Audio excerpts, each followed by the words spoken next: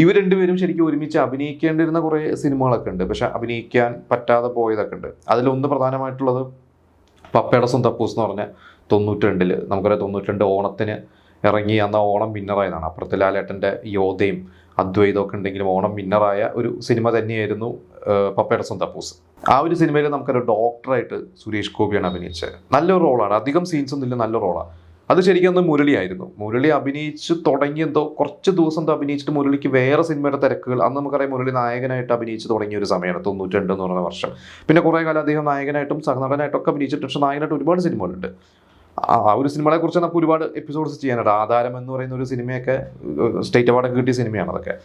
അപ്പോൾ ആ ഒരു വർഷമാണത്. അപ്പോൾ അതിൽ മുരളി അഭിനയിച്ച് കുറച്ച് കാലം അഭിനയിച്ച് പോയ ശേഷം, കുറച്ച് ദിവസം അഭിനയിച്ച് മാറിയ ശേഷമാണ് പകരം സുരേഷ് ഗോപി എന്ന വേഷം ചെയ്തത്. ഇതുപോലെ തന്നെ മറ്റൊരു സിനിമയാണ് പാതേയം.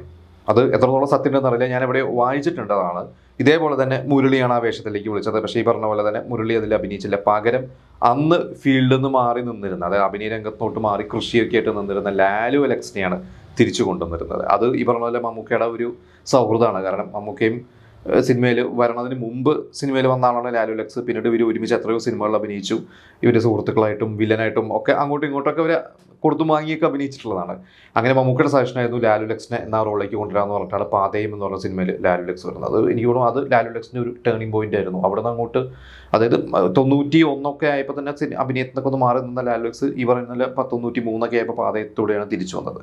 അപ്പോൾ അത് പിന്നെ വേറൊരു, നമ്മൾ ഈ പറഞ്ഞ മമ്മൂക്ക മുരളി എന്ന് പറഞ്ഞൊരു കോംബോ പോലെ തന്നെ ശക്തമായിട്ടുള്ളൊരു കോംബോ ആയിട്ട് നമുക്ക് ഈ ലാലു ലക്സ് മമ്മൂട്ടി കോംബോ നമുക്ക് ഭയങ്കരമായിട്ട് ഫീൽ കിട്ടിയിട്ടുള്ള ഒരു കോംബോയാണ്. അതിനുശേഷം അവർ വേറെ സിനിമകളിലൊക്കെ അവർ ഒരുപാട് അഭിനയിച്ചിട്ടൊക്കെ ഉണ്ട്.